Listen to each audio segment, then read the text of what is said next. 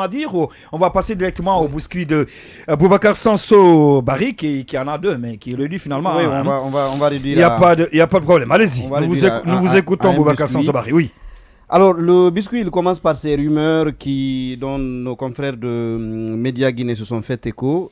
C'est des rumeurs que nous avons apprises du côté malien, laissant croire que la Guinée s'apprêterait à abriter une base militaire française. Du côté de Bamako, ça inquiète. On nous rapporte que des acteurs, des blogueurs, des communicants du côté malien, mais aussi des acteurs sociopolitiques, s'en inquiéteraient parce qu'il y en a qui pensent que après la brouille entre le Mali et la France, entre Bamako et Paris, la France voudrait utiliser la Guinée pour rester tout près, pour rester à portée de Bamako. Pour avoir toujours une influence sur le Mali.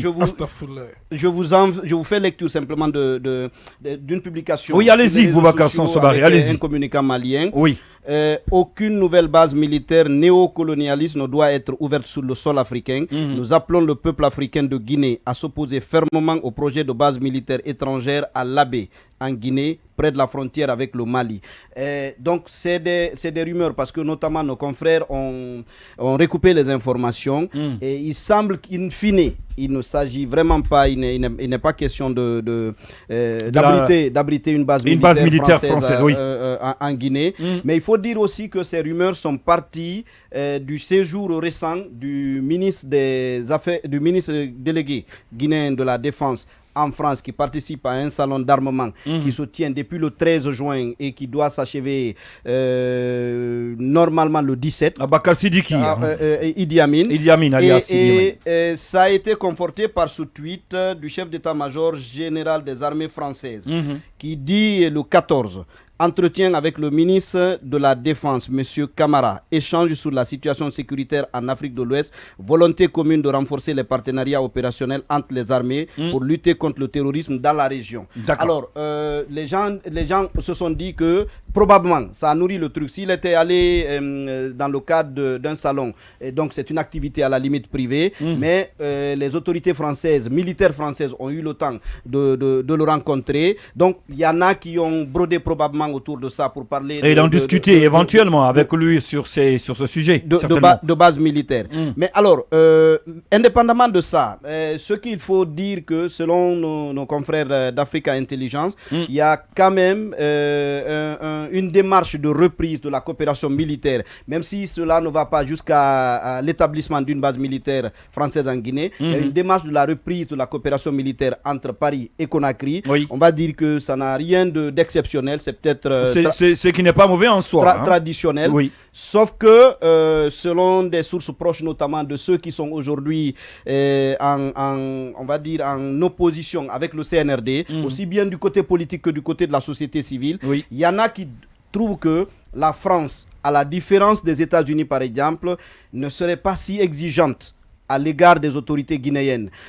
Vous savez que par exemple à l'issue de la publication, je ne sais pas, du chronogramme, il y a l'ambassade des États-Unis en Guinée qui avait sorti un document pour réitérer, pour exiger que la transition ne dépasse pas un an.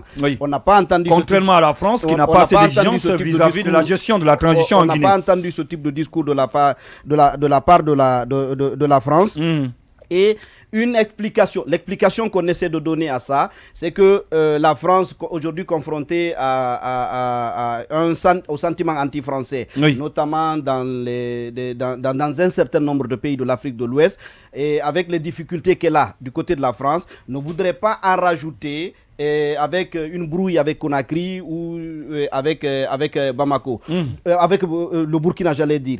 D'autant que vous savez que la Russie essaie de profiter de ces brouilles-là pour s'implanter dans des zones... Pour avoir une influence aussi au Burkina Faso, notamment dans les pays africains. Voilà, qui est jadis acquise à la France. Donc, on soupçonne la France de vouloir fermer les yeux sur de possibles violations des droits de l'homme en Guinée parce que on est d'une certaine façon, on serait de retour dans la guerre froide où si vous ne choisissez pas, si la France ne fait pas attention, ces zones d'influence peuvent lui être raflées par la Russie. Russie. Oui, Lamine Monument, si c'est sur le sujet, le biscuit de Boubacar Sangso Barry, en tout cas, éventuelle implantation, même si cela n'est pas encore confirmé, d'une base en Guinée par l'armée française. Hein. Oui, le sujet affole les débats au Mali. Et le Mali s'intéresse beaucoup et vous savez, on est voisins pour plusieurs raisons. Et la France, je vais vous expliquer tout à l'heure pourquoi. Et d'abord, il faut préciser que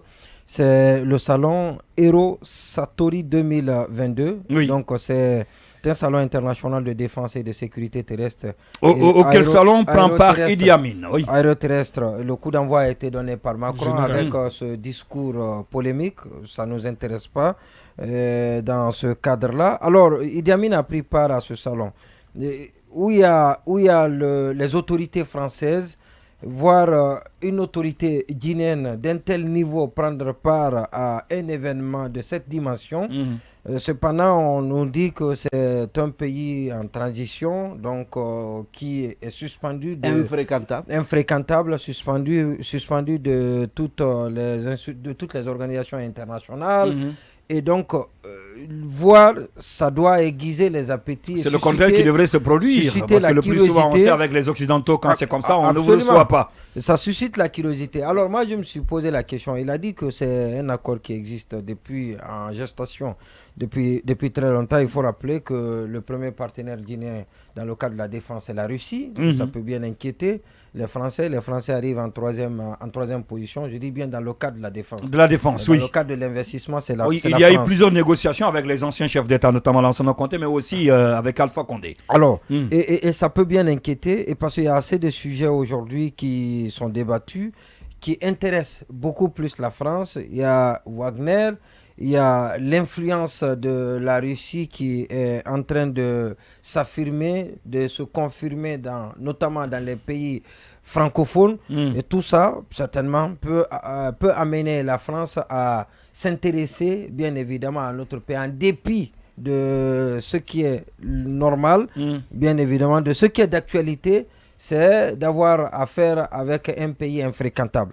Donc, mais on dit que ces accords passent généralement pour avoir le droit pour que la France puisse passer cet accord militaire avec la Guinée. Il faut que ça passe par l'Assemblée nationale, ça ne suffit pas. Et à l'Assemblée nationale, on essaie de voir là-dedans, et parce que ça doit être signé avec un pays où le gouvernement il est légitime. Ce gouvernement, il n'est pas légitime, il est issu d'un coup d'État. Et donc, ce qui veut dire que cet accord ne peut pas passer à l'Assemblée nationale. Il y a un autre volet, et l'autre chose, c'est quand c'est décidé par les organisations supranationales. Et comme c'est le cas en ce moment avec le G5, qui est diminué du Mali, donc c'est le G4 désormais. Qui est en décomposition. Alors, qui est en décomposition et qui a vraiment des problèmes par rapport à la logistique, par rapport à la base logistique. Et donc, pour cela, le G5 peut passer, le G4 alors peut passer par les Nations Unies. Il faudrait à cet effet qu'il y ait une résolution des Nations Unies pour bien évidemment arriver à cet accord qui pourrait certainement s'imposer à la France, à ceux qui pourraient contester cet éventuel accord en France. Mais ce n'est encore pas le cas, et parce qu'on n'a pas entendu qu'il y a une résolution qui a été prise par les Nations Unies dans ce sens. Et puis il y a une troisième hypothèse, c'est que des opérations spéciales secrètes, et ça ce n'est pas à exclure, des opérations secrètes qui sont menées. On se souvient de l'arrestation il y a moins de 5 ans du Mauritanien qui a été signalé par les services de renseignement américains et français à la frontière avec la Guinée-Bissau. On a vu le mode d'extradition de ce Mauritanien qui a violé donc tous les principes en vigueur, tous les principes en vigueur dans notre pays. Donc il a été embarqué et envoyé à une destination qui a été décidée par les pays qui ont mené cette opération conjointe avec la Guinée. Donc cette opération secrète sur le sol guinéen qui est voisin, la Guinée qui est un pays voisin au Mali, ce n'est pas à exclure, ou il peut y avoir un accord pour permettre à la Guinée de servir de point de passage. Vous savez que l'armée française n'est pas la bienvenue au Mali, donc elle doit quitter. Ils ont été elle doit quitter chassés, le Mali. on a perdu le Mali. Il faut se rabattre peut-être sur la Guinée parce qu'elle n'a rien pour pouvoir apporté au Mali toujours pendant- avoir une pendant- influence non seulement dans la zone, mais aussi surtout au Mali. Depuis la signature de l'accord, l'armée française n'a apparemment, selon les Maliens, n'a rien apporté au Mali. Et donc, on ne veut plus de leur collaboration, de leur relation, et doit quitter. Et vous avez vu les manifestations la fois passée où les Maliens disent que la présence de l'armée française au Mali est illégale et qu'on ne veut plus de cette armée. Et c'est une armée, c'est un effectif de plus de 7000, de près de 10 000. Et donc, il faut assez de logistique pour évacuer, pour les faire partir de là-bas. On peut solliciter à cet effet la Guinée pour l'évacuer, pour bien évidemment la traversée de ce contingent et de tout le matériel. Mais de toutes les façons, ça doit encore une fois susciter assez de polémiques et ça attise la curiosité des gens. Et parce que quand vous vous liez à la situation politique et à l'indifférence en quelque sorte de la France, on était là en 2010 avec la transition, les deux phases de la transition même sous Alpha Condé, et Sekouba. Sous Alpha Condé, on a vu Emmanuel Macron qui était la France qui était très amère. Il y a des pans entiers de l'appui au secteur sécuritaire qui avait été suspendu. Voilà, qui était très amer vis-à-vis du régime d'Alpha Condé et que cette France observe, si vous voulez, cette indifférence vis-à-vis du régime guinéen. Et ça en dit long et ça veut dire que malheureusement avec les puissances étrangères, c'est les intérêts d'abord avant de se battre pour la démocratie. Et la dernière chose que je vais évoquer, c'est que la Guinée n'a pas appliqué les sanctions contre le Mali. Et ça permet au président malien d'avoir de supporter un peu plus les sanctions. Et la France ne peut pas comprendre cela. Et parce que la France a soutenu les sanctions, a même dicté, c'est ce qui se dit, a dicté les sanctions qui ont été imposées au Mali par la CEDEAO. Alors on connaît la proximité, les relations entre le président de la junte et Idi Amin. Et également le président de la junte avec le président malien. En approchant Idi Amin, c'est des études qui ont été faites, des enquêtes qui ont été faites, qui ont été menées par les autorités forcément. Donc il faut l'approcher pour savoir pourquoi la Guinée n'a pas appliqué, comment amener la Guinée à appliquer, et parce que ça va dangereusement étouffer le Mali qui aura moins de possibilités d'avoir des débouchés donc pour transporter ses produits ou importer des produits. Donc il y a toutes ces éventualités et les Maliens ont bien raison d'avoir peur, de s'interroger. Que l'armée française revienne à ses côtés à travers la Guinée. Aujourd'hui a la CEDEAO à ses trousses. Et quand on a la France, on a la CEDEAO à ses bottes. Oui. Et donc ça c'est incontestable parce que toutes les décisions sous-régionales sont dictées par les Occidentaux et ça aussi c'est... Naturellement, comme ça se passe toujours. Voilà, justement. Oui. Et donc on est dans cette phase et ce qui veut dire que le changement c'est de l'intérieur. Le changement c'est de l'intérieur. Oui, c'est Kouketa sur la question. On sait que le biscuit toujours de Boubacar Sansobari. La politique extérieure. Oui, un gros biscuit d'ailleurs. Alors, la politique extérieure de la France en Afrique a toujours posé problème et ça explique pourquoi il y a ce sentiment anti-français, sa position confuse. Et depuis la chute de Blaise Compaoré, on sait que la France est en train de chercher l'allié idéal, chercher en tout cas un pays qui pourrait désormais chercher à se repositionner. Justement, à se repositionner. Et avec cette crise malienne, c'est clair que la France aujourd'hui est un peu, si vous voulez, en mauvaise position et cherche donc à trouver d'autres alternatives lui permettant de faire asseoir sa politique, sa domination. Pour toujours exister dans la zone. Surtout dans la sous-région. Oui. Et je pense que c'est ce que la France est en train de faire. Ces spéculations, ces rumeurs découlent de cette crainte des Maliens de voir la Guinée servir d'allié ou de base arrière pour la France qui se trouve être leur ennemi ou son ennemi principal. Sinon, on sait quand même que pour qu'on installe une base militaire dans un pays, on sait que ça ne se fait pas. Et le président l'ennemi à abattre. L'histoire, c'est pas... Bon, j'ai pas dit ça, hein, j'ai pas dit ça. Oui, c'est pas du but en blanc, ça au moins on le sait, on sait que c'est pas du but en blanc, c'est pas comme ça se passe. Oui. Il faut forcément que l'Assemblée nationale se prononce, il faut qu'il y ait un accord de défense et tout ce qui s'ensuit. Et à date, il n'y a pas eu de démarche allant dans ce sens. Donc, ce qu'on peut dire, ce sont des... Si peut-être que les techniques d'approche ont commencé. Oui, mais il faut alerter peut-être. Ces contacts, on ne dit pas d'emblée parce qu'il faut aussi se poser la question, quelle pourrait être l'opportunité d'installer une base militaire en Guinée? Est-ce que la situation même si... Donc, je pense qu'à date, pour le moment, c'est impossible et peut-être dans le futur, mais pour l'instant, Mais restons il faut pas aussi négliger. On reste hein. sur ce qui est Il ne faut pas officiel. négliger Il y a aussi. une hein. Oui, mais précision nous avons une importante. Il faut pas assemblée, négliger on n'a aussi pas la d'assemblée situation. d'abord. Oui. Oui, mais attention, c'est cool. C'est qu'il y a une précision mais le importante. CNT N'oublie n'a pas pas l'aspect participé. de participation Non, de mais c'est Idi Amin à ce non, forum. mais- Attention, ça ne se fait pas comme ça. Il y a Oui. des règles, il y a les préalables. Et pour l'instant, on ne voit rien allant dans ce sens. Nous n'avions pas une assemblée légalement installée. Nous n'avions pas, pour l'instant, d'accord de défense. Je ne sais pas comment on pourrait installer une base en D'accord. Guinée. Il faut ces Oui, deux éléments. oui, Baïla Traoré. Oui, je pense aussi Oui, qu'il non, est, cette qu'il est précision, on dit que impensable le président, que- le président français a la possibilité, par exemple, par le pouvoir de décider d'une opération militaire 6 mois après faire valider À l'Assemblée.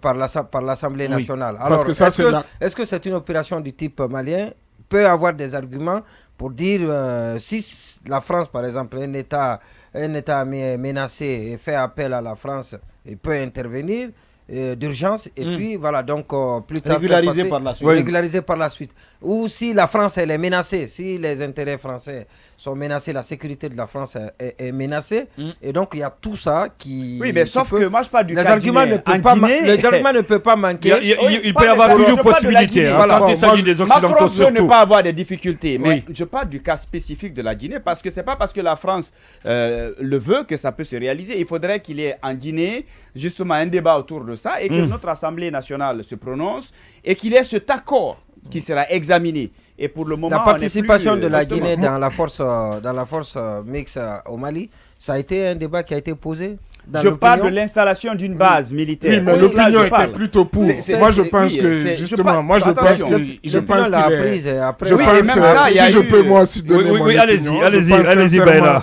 Je pense qu'il est impensable Oui. que durant le magistère du colonel Mamadi Que cela Doumbouya, se fasse. qu'une base militaire française puisse être installée en République de Guinée. Ça me paraît quasiment impossible en raison de plusieurs facteurs dont certains ont déjà été évoqués. Donc je vais passer là-dessus et revenir sur certains autres. C'est sur au fil l'aspect, comment dirais-je, l'opinion, l'aspect le peuple de Guinée. Parce qu'il y a quand même des spécificités, comment on appelle en Guinée. Historiques déjà, on le sait par notre histoire, la relation tumultueuse qu'il y a eu entre la Guinée et la France durant, notamment déjà pendant la colonisation, mais surtout pendant le premier régime de Ahmed Sékou Touré. Et aujourd'hui, on le sait, parce que Sanso a commencé par dire qu'il y avait des, comme on appelle, des panafricains, des militants panafricains au Mali qui s'inquiétaient. Certains de ces militants, et pas des moindres, dont certains par exemple sont venus même, se sont déplacés, je pense à Kémy Seba, ont vu, et la Guinée aussi, quelque part, c'est qu'il y a la spécificité aussi même du profil du colonel Mamadi Doumbouya, qui fait que déjà une base militaire française, ça serait un peu risqué pour son image, parce que déjà, il ne faut pas l'oublier, il a été légionnaire de l'armée française, il est marié aussi à une française, une gendarme d'ailleurs française, donc de voir une base militaire déjà installée sous son magistère, cela aussi poserait quand même quelques problèmes au niveau de l'opinion de ce point de vue. Maintenant, il y a la question aussi, bien entendu, même de ce qui a été déclaré depuis le début par le colonel Doumbouya, de ses références, comme on appelle dès son premier discours, Jerry Rawlings, donc de ses positions avec le Mali. Ils l'ont rappelé tout à l'heure sur la question de soutenir le Mali au nom du panafricanisme et aussi on a plusieurs fois clamé aussi notre souverainisme, c'est-à-dire le fait que la Guinée est jalouse de sa souveraineté malgré tout. Si on s'en tient à ça, il ne peut pas parle accepter qu'il y ait une implantation. Et tout récemment aussi. Oui.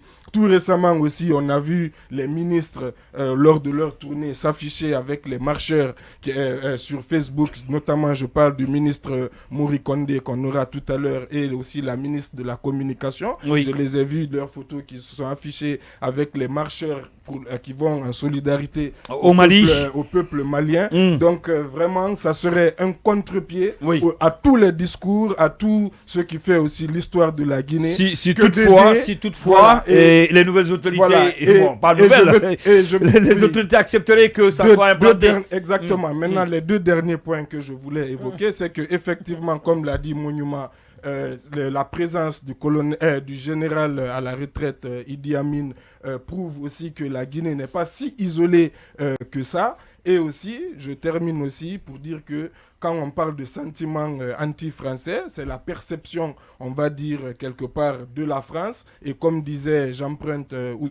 comme disait Ousmane Sonko devant l'Assemblée nationale sénégalaise, il n'y a pas de sentiment anti-français, plutôt un sentiment pro-africain qui est de plus en plus, présent. Oui. Donc les bases militaires et les actions militaires françaises en Afrique ont toujours...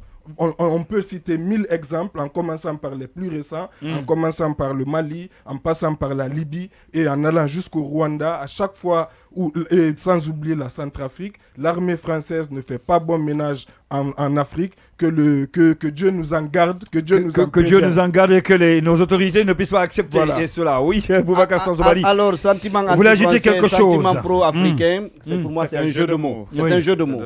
Et on ne peut pas être pro-africain, foncièrement pro-africain et faire appel à Wagner, être plus porté sur la Russie. Donc pour moi, il y a le sentiment anti-français, il est réel. Maintenant, Ousmane Sonko, il n'a pas fait appel à Wagner. Maintenant, Ousmane Sonko, c'est un politique et il sait qu'est-ce qu'il faut dire. Je l'ai juste cité. Il a juste tenu peut-être un langage politique. On peut à la limite, je l'ai dit, même nos confrères de médias guinéens ont dit que finalement la question de l'implantation de la base militaire, ils avaient vérifié que ce n'est pas en tant que tel le cas. Mais quand on me dit, par exemple, on oppose à tout ça au fait qu'on est panafricaniste, le président se serait identifié à Jerry Rawlings, je dis que tout cela dépend de l'évolution de la transition. Quand on est en mauvaise posture à un moment donné, parce qu'il y a des propos qui avaient été tenus par le colonel dès le départ qui n'ont pas été respectés. N'importe quelle puissance. Et c'est pourquoi je le préviens. Parce que il faut pas. Je suis d'accord avec Sanzo parce que quand on... Et quand vous voyez des ministres qui affichent leur panafricanisme, c'est parce que le président de la transition laisse faire. Le jour où il va réorienter sa politique étrangère, les ministres aussi vont s'aligner. Parce qu'on nous a promis que la justice sera la boussole, ce qui n'est pas le cas. Il n'y a pas de raison qu'il le fasse. Les choses ont été dites, on va évoluer si vous permettez. Il n'y a aucune raison de changer. L'orientation par le temps, on va évoluer. Il est déjà 17h30 minutes pour le Mali de penser que la Guinée pourrait renoncer à une collaboration avec la France pour lui faire plaisir. C'est une erreur. Eh bien, ça, c'est une erreur. C'est une erreur. Et à travers le coton, on a renforcé notre relation avec le